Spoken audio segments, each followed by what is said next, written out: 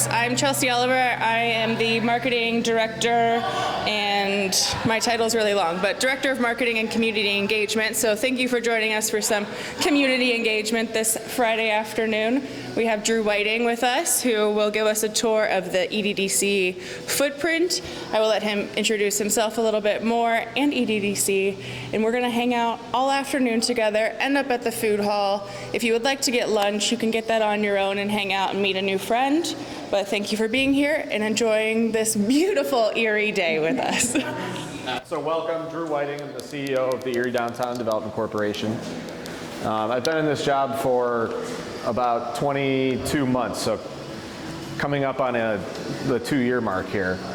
And I took over in year 6. And back in 2016-17, as all of this was getting going, I think most of you could probably remember what this particular corner looked like in Erie. You'd be standing in the parking lot of a McDonald's, which was the overdose capital of northwestern Pennsylvania. Over here were 14 apartments, which were known apartments that were open to people on a sex offender registry list. And there was no other housing in this neighborhood, at least housing that was habitable. And there were a few businesses on this side of the street, a bunch of businesses over there, and buildings that were not really fit for occupancy of any kind.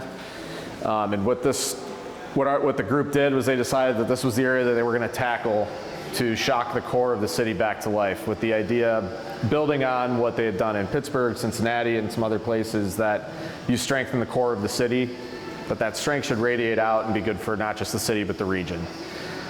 So the acquisition process for these properties was not easy. Once the building owners in this area found out that this was the area that they wanted to tackle, prices go up, right? Not only that, but you start to build and take on the renovation of historic structures, knocking down some structures, having to move out businesses so you can go in and do renovations.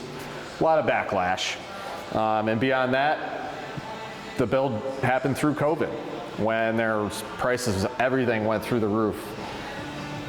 Supply chain was delayed, caused additional pricing increases. Then we have inflationary era right after that through the end of construction. And all of that, you come out of it, you have these buildings, and nobody's back at work in the offices downtown. So what do we do in the time that I'm coming into the job to make sure that we can get this thing on the right footing? Well, we have today 104 apartments, all market rate, studios, 1-bedrooms, 2-bedrooms, completely full, no vacancy. And a wait list of about 90 people, and that grows every day. We opened that wait list about 2 weeks ago, so 90 people in the last 2 weeks. We have space for, right now, 25 small businesses to open up shop right in this area. There was space for about 6 or 7 of those businesses prior, and we'll be up to 28. We'll take a walk around. It looks like the weather might be cooperating with us for a little bit, but by the end of this year, we'll have 28 locally owned small businesses open right in this footprint, including the one you're standing in right now. Our goal is to make downtown Erie a place where you can live, work, play, where when college students graduate, this is a place where they can envision staying instead of going off to the nearest big city. And where businesses, because they can retain talent, because there's a place to live, work, and play for those young people that they want to hire into their workforce, may consider relocating. And part of what we're building now is additional office space and a new development that I'll show you the site for as we walk around. So to date, what you'll see is the product of about $120 million worth of construction renovation. The EDDC is a not-for-profit with a mission to use real estate revitalization as a catalyst for economic development revitalization. My tenure in this job has really been, I think, the time where we turn from primarily being a real estate developer to also being in that economic development realm as well. What that means is we now have these beautiful buildings off the ground, but we're still working on creating a downtown that people view as a place to show up. This is a place where you can come with your family, come for a date night, a place where you go for entertainment, for food, etc. That really hasn't been that for 35, 40 years. So a lot of the businesses that open up shop here, there's not some immediate line out the door. So we're helping market, we're helping program with live music and boutique nights and gallery nights in coordination with the Downtown Partnership and the Art Museum and Erie Arts and Culture. We are actively doing live music in the food hall, which you'll see where that is, where we do that later. The climbing gym is bringing in regional climbing events and doing all kinds of other inclusive programming for people in the region. And we've brought in entertainment options like an indoor putt-putt place, a cigar lounge, the climbing gym here, and we've got more coming. The idea being all of that should, if it's not already, at least soon, start to get in the, people start to get in the routine of thinking of, we're looking to do something on a Friday night, Saturday night. Well, there's 16 options within a 4-block area downtown. Let's just go down and have a good night. So that's what we're in the process of doing. The last development in this 3-block area is about a $25 million development that we break ground on in a few weeks. And that'll connect the food hall with our grocery store and kind of be the last piece of this first phase. From there, if this goes the way we want it to go, and the ultimate goal of this is you get things started, you prime the pump, others should start to see that this is an investable area, that this is a place where they can make their own mark, and they should start investing. And we've already started to see that. So from Modern Tool Square, which is just a block that way, 90,000 square foot developments being taken on by somebody from Ridgeway, St. Mary's area. Out-of-town investor sees the momentum here, calls me and says, hey, I'm thinking about this project. I want to learn more about what you guys are doing in my determination whether this is a good thing to take on. So we surround him with stakeholders in the city, offer up help, offer local knowledge for underwriters, make sure that that project can get underway. And for the last almost 10 months now, that building on the inside has been undergoing a serious renovation. It's brought 30 new apartments online downtown, about to bring another 40,000 feet of commercial space onto the market here in the next 6 months. The Renaissance Center, which is at 10th and State, the 14-story tower down there, the result of our work here is that a developer from LA, who's built hotels all over the country, came in, bought that building from Tom Kennedy, and is turning that into a boutique hotel. We'll start construction in the next 6 months. Across kitty corner from that is the old Hilton or Avalon Hotel, which has really been in a state of decline for the last 20 years in particular. That hotel was purchased by a not-for-profit organization that builds workforce and attainable housing out of New York City called Good Homes. And that hotel is, in the next 2 months, will have 190 plus efficiency and 1-bedroom apartments on the market, which are already being marketed and leased up as we speak. The outside of that building is getting a major facelift. In addition to those 2 buildings, the Palace Hardware building, which is the big brown and white tower just a little bit north of the Renaissance Center. That building has been purchased and acquired. There'll be 32 new apartments in the upper floors, commercial space in the bottom 3 floors of that building. The momentum is here. There's a lot of positive forward motion happening, a lot of investment coming into this city. We view our role as the EDDC as we're salespeople for the downtown. And we want to make sure that those developers come in and know they have our support and the support of other local stakeholders around town. Our board and investment group consists of Erie Insurance, the Community Foundation, the Hagans, but also 2 hospital systems in town, Mercyhurst and Gannon. We have contributions from 4 different banks that are located in downtown, and other companies like Plastec and McGinnis Rolled Rings and a few others that have really gotten behind this and said, you know, maybe we're not right downtown, all of us, and we don't have a direct return coming to us. By the way, all the money that those organizations have put in, they'll probably never see it, let alone getting returns on those funds. This is their down payment on the future of Erie as a place where they can recruit talent, retain talent, and where they can continue to build their business. Because as we have a thriving small business environment, you're able to bring in more large business that can be attracted by out in the county. Penn State Barron's, Knowledge Park, it's brought in 5 new businesses that are going to create a few hundred jobs, including Kyocera's new plant, a company called Trucklight, a few others that haven't been announced yet, but they're almost at capacity with new builds for light manufacturing, research, and some other high-tech type of jobs. They're going to be places where people coming out of university can go work. Those jobs are coming in here because when they're hiring young talent, they're going out and checking out that Knowledge Park space, and they're knowing that they can get the talent from Penn State Barron. The facility is going to be great. They're going to have the support of a university. But every one of those groups comes down here and wants to hear from me about where are these kids going to live? Where are they going to see the opportunity to actually establish a life, bring their family, and want to actually build a life here? And part of that is having a thriving downtown. If you don't have that, you're trying to sell a 25-year-old on living in a cul-de-sac in Harbor Creek. Really difficult to do. So, I will stop there for now. If anybody has any questions from what we've talked about so far, happy to answer that. And then if not, I think we take a spin through Ascend. We can go across the street where we've got a bunch of our businesses in these buildings that you can see here. And then we'll take a walk down 5th Street to see what we're working on the other side in our new development site, and we'll end at the food hall for lunch.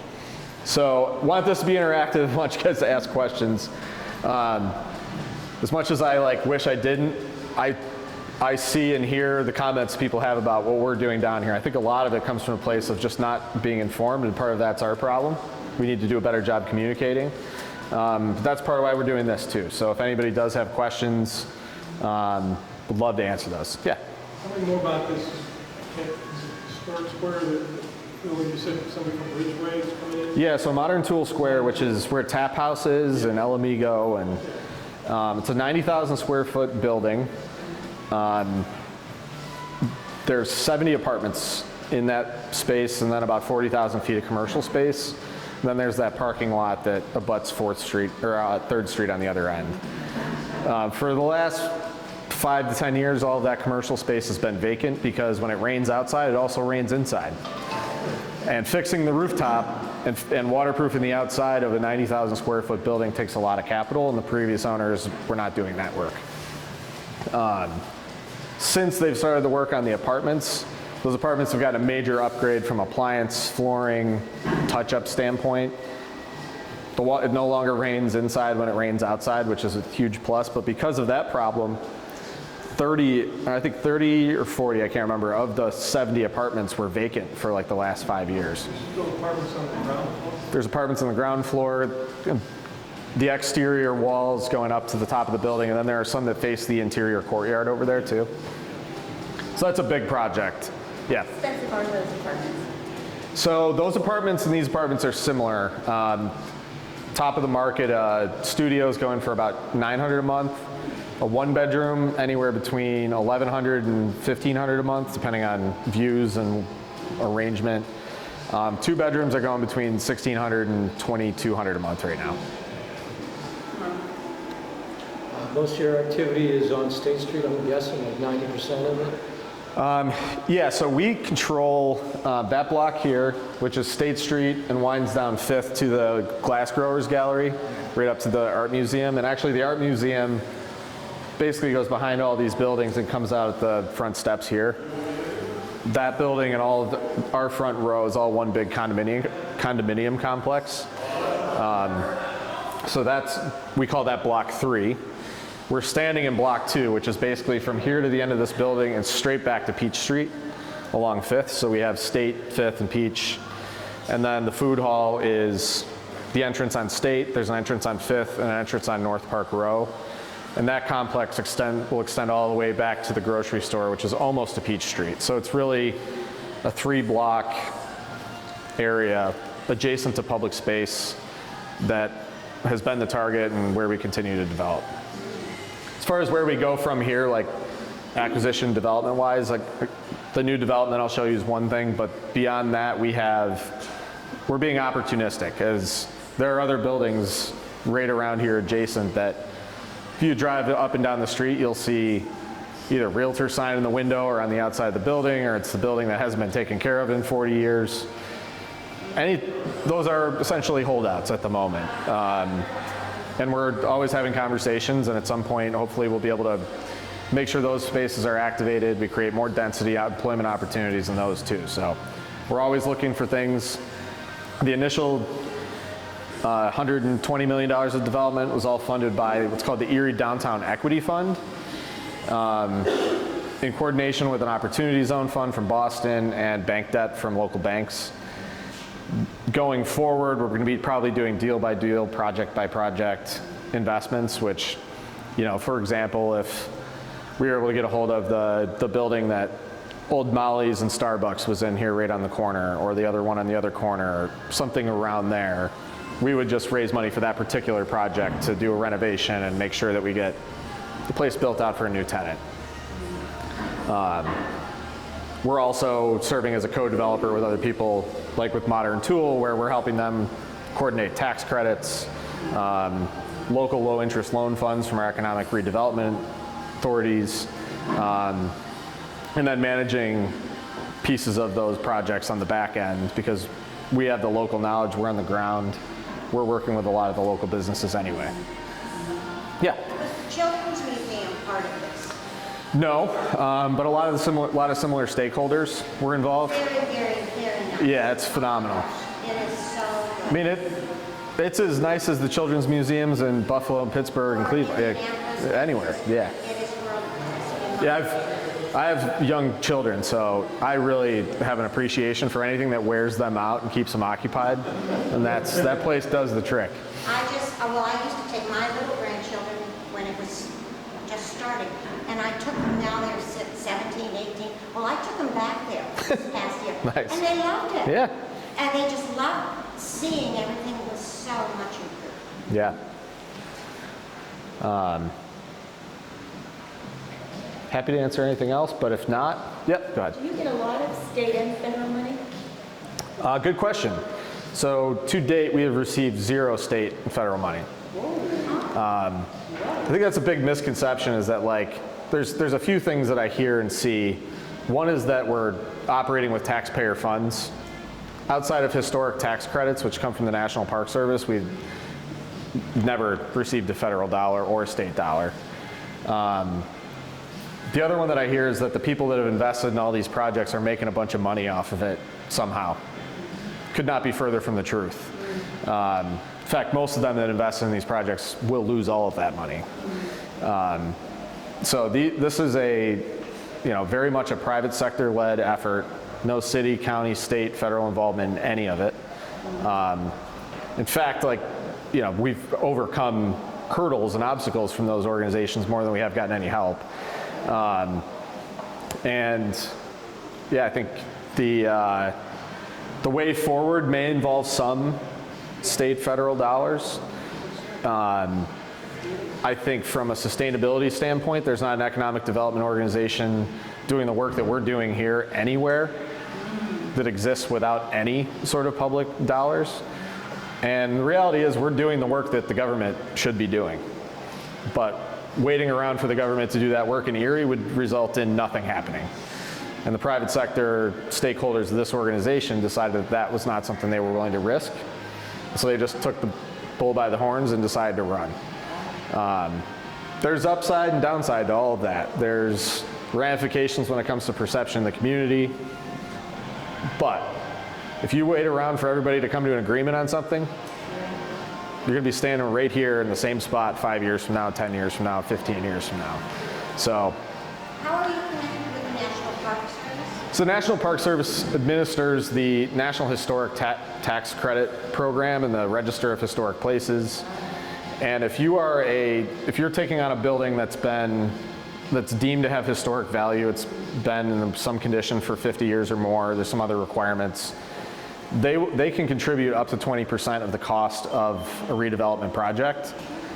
And what that means is that you get that money, but it costs probably 15% more to get that 20% to do things to their standard. and then you have to maintain that standard for a 5-year period after you complete the project. So, not that we wouldn't keep those buildings in that standard anyway, they look beautiful, but it's a pretty burdensome compliance requirement, but those dollars do help you make a project work from a numbers standpoint when it may otherwise not work. All right, well, I think we could take a quick walk back through this part of Ascend, and then we'll wind around, and hopefully the weather continues to cooperate, and we'll end up with lunch at the food hall. So let's head this way.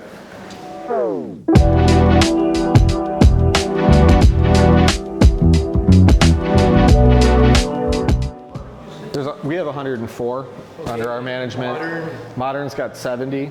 Does that include modern? No. Okay. So that's 174 roughly. Yeah, that's what And then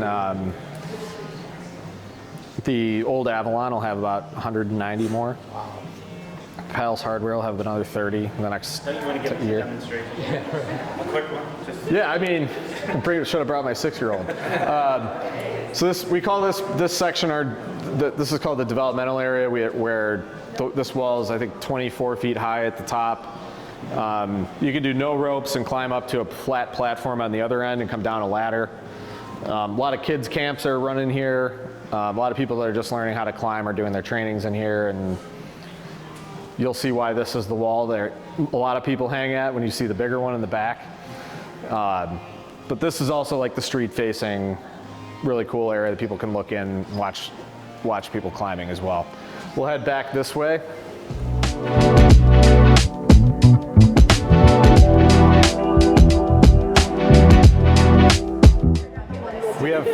We've recorded several montages of just people walking in here for the first time and like Seeing their faces. like we've got like so much B-roll.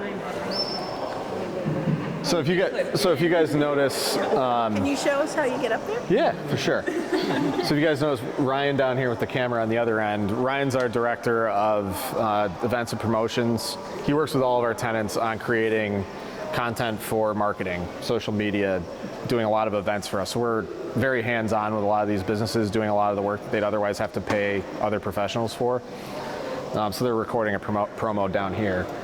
Did not set that up, just happens to be happening right now. We're standing in the old McDonald's drive-thru right now. Slight facelift. Most climbing gyms in the region have been retrofitted into old warehouse buildings for the most part.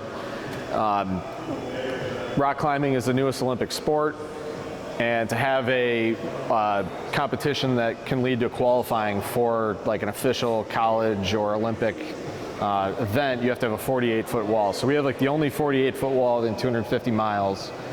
Level of difficulty, basically hardest at that end, easiest down here. And regardless of how hard it looks from like a overhang standpoint or anything, there's nothing like getting to the top of a 48-foot wall, looking down at your harness and that clip that some 8-year-old in China sewed together, and just kicking off the wall and hoping it catches you. So we've been, it's a mentally engaging sport. It's physically demanding. A lot of different people in here, but it's college kids, a lot of families. If anybody wants to come in, it's just a pulley system, so I could strap you up and just send you flying. You just let me know. Yeah. I can do this? Yeah. The furthest I've gotten is this. This one right here. So there's but if you look at there's 5.7, 510, 5.9, 5.11. Those are difficulties. The higher, the harder. So I've not gotten past 510 yet, but you 510 is the purples. You pick that color and you go. And the harder it gets, the smaller the holds are, the further apart they are, the more you're like hanging upside down. So. Yeah, if you guys want to watch a climb, come on up the stairs and we'll get out of their way. You can see it from up here.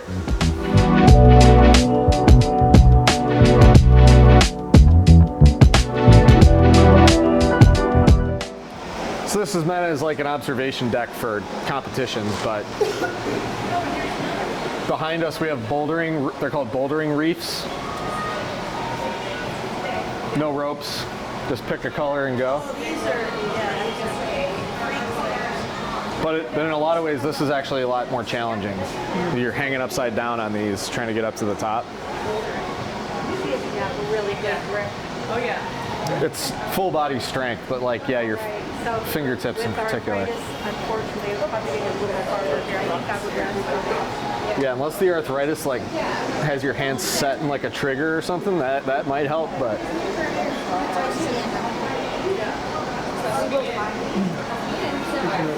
Chinese made, it might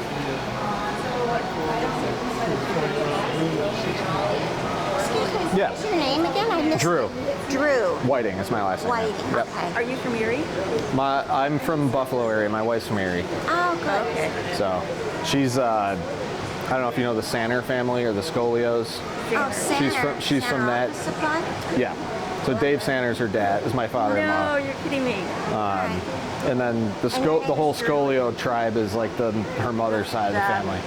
Fruit thing and Yeah. all that. So you started into this business from when? When you were younger, or when you graduated, or what? No, I was a lawyer in Chicago for 15 years. That's where I met the girl from Erie.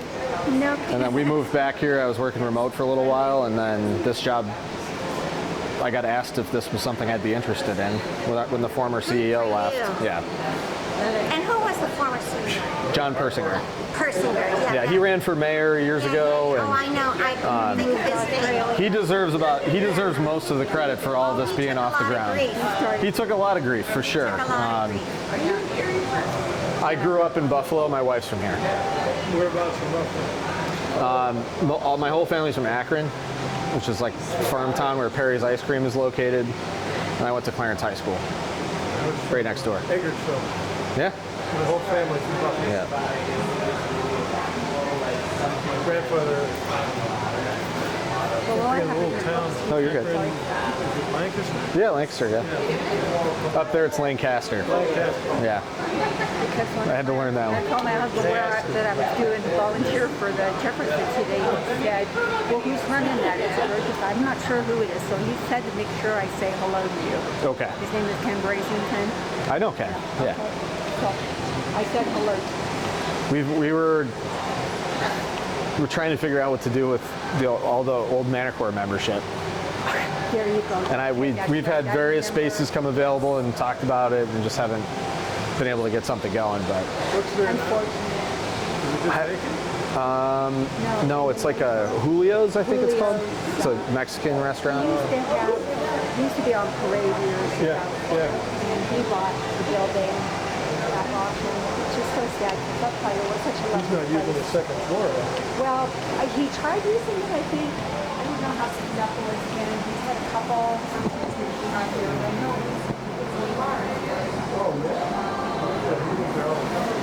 No pressure. So if you're on one of these ones with the yellow bib, there's a retractor at the top. It's kind of like a seatbelt tension adjuster. So Ryan's climbing without somebody else on the rope on the bottom because that'll catch him. These guys have it's called belaying the person. You increase the tension on the rope every time. Yeah. So the guy that's climbing up there, he doesn't have anybody watching him? He's on one of these tension adjusters as well. You can't see it from here, but at the very top. He's clipped in so he can take photos. Yeah, correct. Now, do these guys, can you clip into rest? Is that what I see where Yeah, you can. You can clip in? Yeah. So these guys are just keeping the tension on, right? Yeah. But there's a form of climbing where you don't have somebody at the bottom, and you're not on one of these the tension adjusters. And as you go up every 4 feet, you clip into a new thing. So the furthest you could ever fall is 8 feet. You don't want to fall 8 feet either because that hurts. All right. Well. Even as fun as this is, we need to move Yes. along by my sister.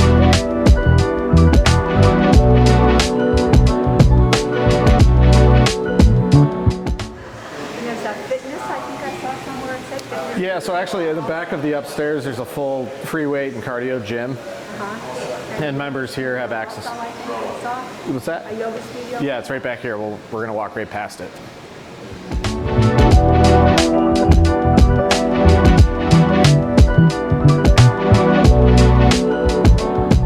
So back here is a group exercise yoga studio, which is really nice.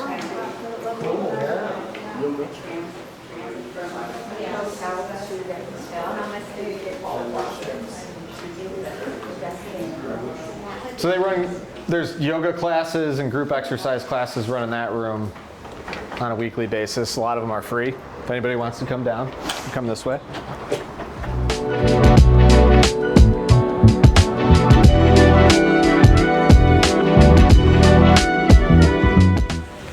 So we're standing in the middle of Block 2 right here. We call this the Ascend building, but the apartments are 5th and State West.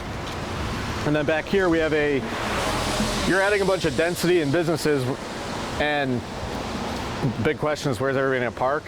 We have 300 space garage right here in the middle of all of it. That garage and the apartments up above that wrap around the garage all opened the middle of last June. So we have 312 spaces there and another 30 apartments or 32 apartments up above in this building that wraps around the block. We also have 3 commercial spaces. Dave's Diner is going to reopen on the corner down here, probably June time frame. So we're within like 5-6 weeks. Some city permitting holdups, but we're getting there. We have a cocktail lounge with some private karaoke rooms going up Peach adjacent to Dave's Diner.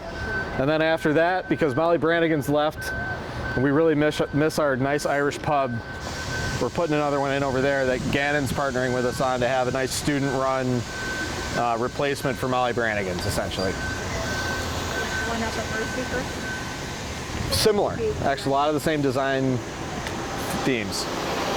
If you've ever seen Peaky Blinders, the place is going to be called The Garrison, which is the name of the pub in that show, so it's that theme.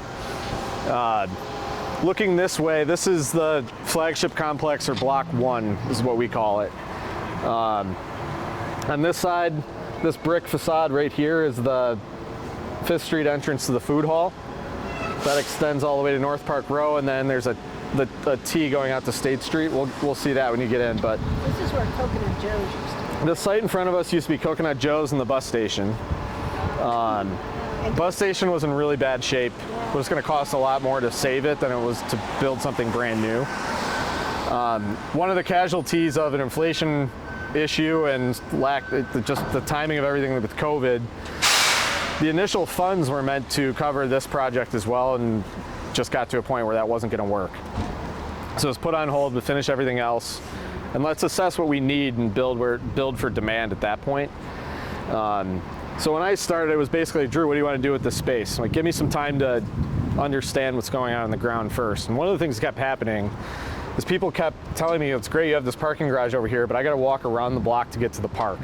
So I'm not going to use it. I'm just going to park on somewhere else.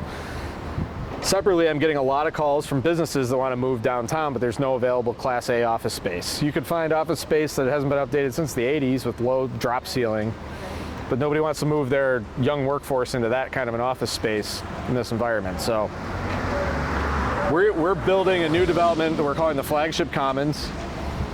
Marlena Place, which you can see the back of here, that's where Dave's Diner used to be, which is moving over to this corner now. That building is going to get extended back to match the facade of this here from an elevation standpoint. The top 2 floors, and then there's another building exactly the same, basically, that mirrors it being built on the other side. What's left is a 24-foot gap in the middle that goes from Perry Square to where we're standing right now, which is the entrance to the parking garage. That'll be covered by a glass roof. The top 2 floors of that building are going to be Class A office space.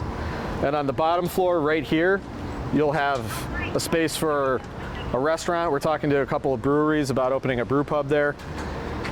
The bottom floor of Marlena Place will be retail opportunity. The ground floor on the other corner over there is another restaurant that'll have a big patio out onto Perry Square. which is hopefully a graduation space for one of our food hall vendors. And then down here will be another retail space that connects in with Country Fair, which is just open on the side here. That interior space going this way will be a wide open air, publicly accessible route that anybody can come through. The idea is that we have our internal tenants have the opportunity to have like indoor-outdoor patios throughout the inside of that structure.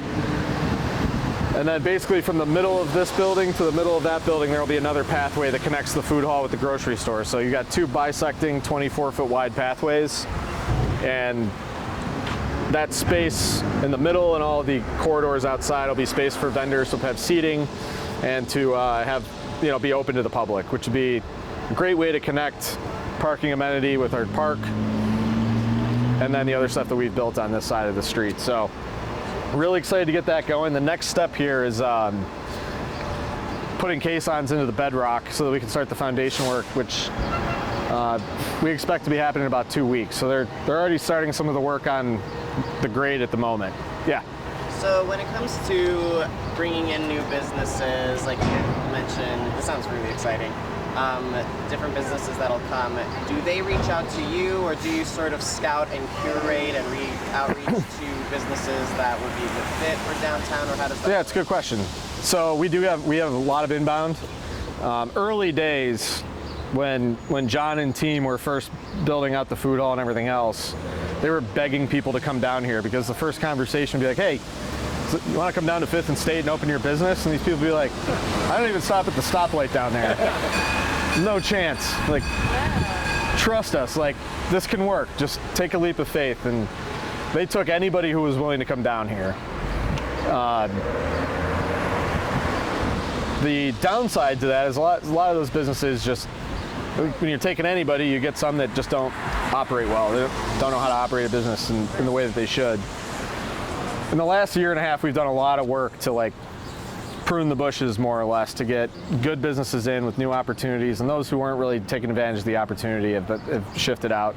We've also have some graduate, especially food hall vendors, out to bigger spaces. We've seen the food hall revenues as a whole go up 20% year over year for the last 3 years, which is really encouraging, and we hope to continue that trend. But so early days, it was please come down here. They went to talk to 17 different grocery stores, and every one of them laughed them out of the room. They're like, median income requirement for any new grocery store coming into a neighborhood is $37,500. 2020, the median income of downtown Erie, this zip code 501, was like $12,000, the poorest zip code in the country. So the grocery store that came down here was the only one that would do it, and it was probably too early for the environment. We saw a lot of construction going on, and it just didn't make it. We're in a different phase now. I have a lot of people coming to me asking, do you have an opportunity here or there? We're also doing a lot of outreach. Like, I am going to farmers markets.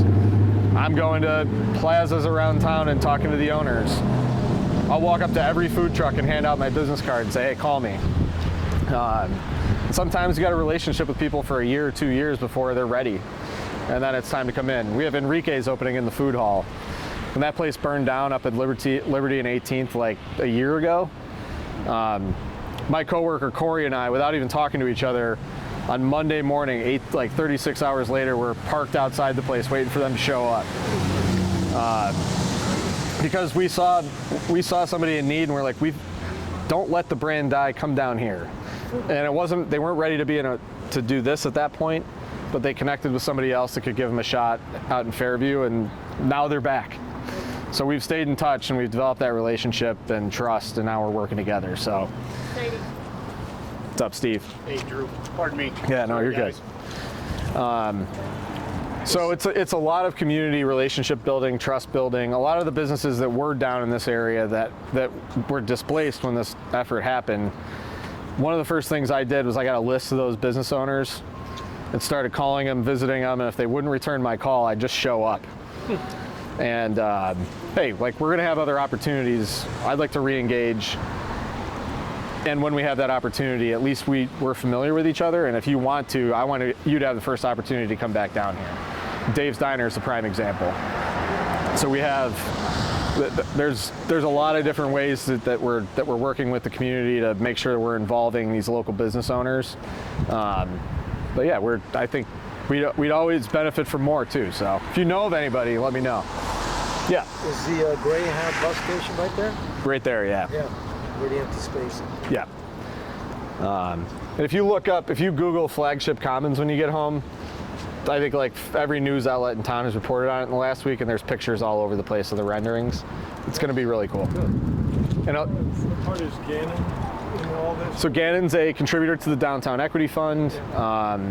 Walter Iwanenko sits on my board and executive committee. We work together hand in hand because we need Gannon students engaged for these businesses to have the best shot. Just watch out behind you over here. And Gannon is fighting for their lives like every other private university that's smaller in this country right now, which means, you know, they're recruiting from the same pool of kids as Allegheny College and Mercyhurst and the colleges that are similarly situated within a 2-hour radius. And one of the pitches that other schools are making when the other school being considered as Gannon is, would you really want your daughter walking around down there at night? They want this to be an extension of their campus that feels safe, that is safe, and has amenities that everybody would expect in a downtown. So they're very invested in making sure that this is a successful effort. There's no other questions right now. We can keep walking and we'll go through the grocery store, and then we'll wind around to the food hall. Let's go this way.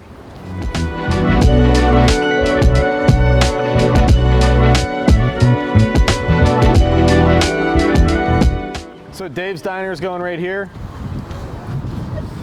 Right next door going this way. Is it the same owners, Dave? Yeah, Dave Freeman. Okay. Well, probably pretty much like 90% of the same employees too. Okay, because that was a great restaurant. Yeah. We're pumped. They'll be open in like 5-6 weeks. Because it's so nice to have someplace to go. Yeah. Even when you come out of the Playhouse or Yep. out of the Warner, you want a piece of pie. There you go. So Dave's here. There's a karaoke, the cocktail lounge with the karaoke feature right next door, and then after that will be the Irish bar going down that way. At the end of this building is the entrance to our parking garage.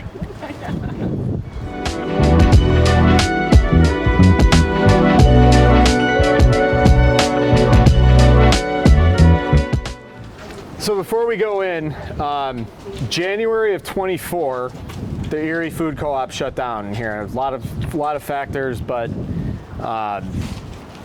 pretty devastating to lose a grocery store in a food desert. And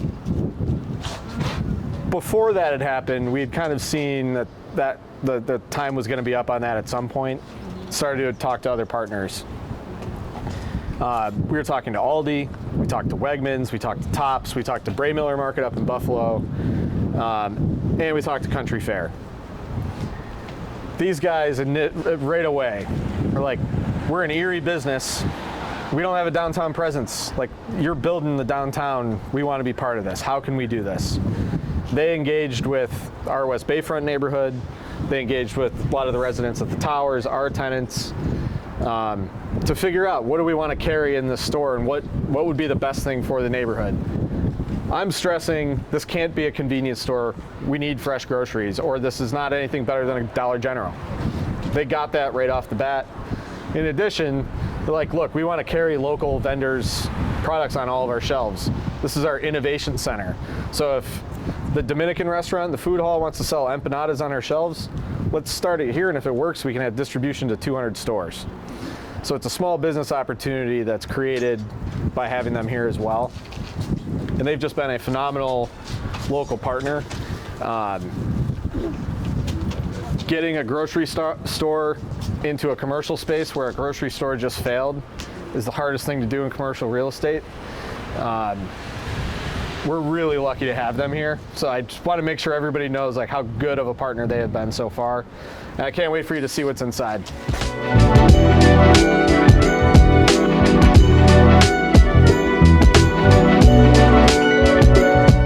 So see the produce and grocery. There's fresh meat over here. It's a much wider grocery selection when it comes to non-perishables as well. As you get to that side of the store, you'll see the kitchen's got a lot more offerings, and there's a barista counter with all kinds of espresso drinks and stuff too. Feel free to walk through, take your time, and I'll meet you at the other side.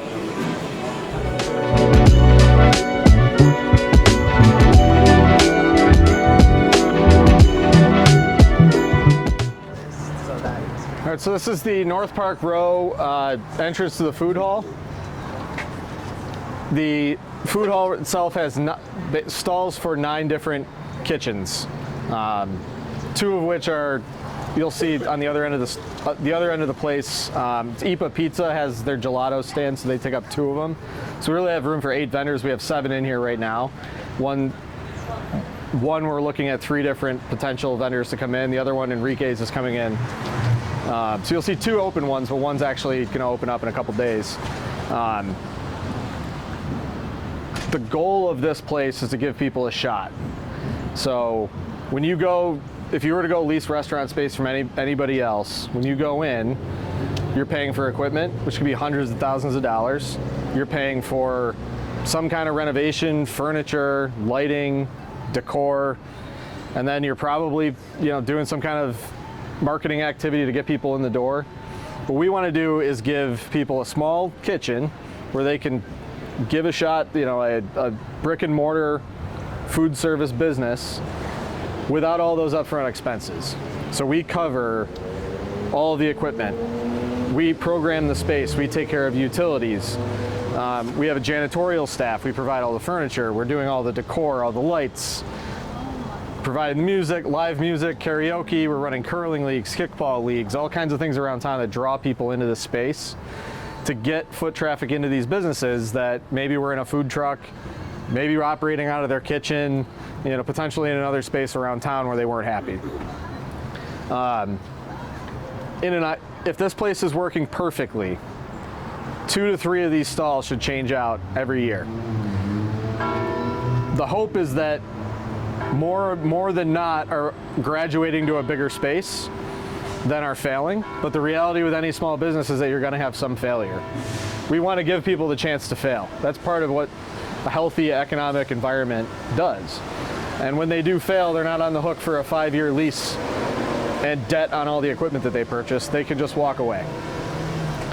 So the way that this works, and I hear all the time that the rent's too expensive, that's why nobody comes down here.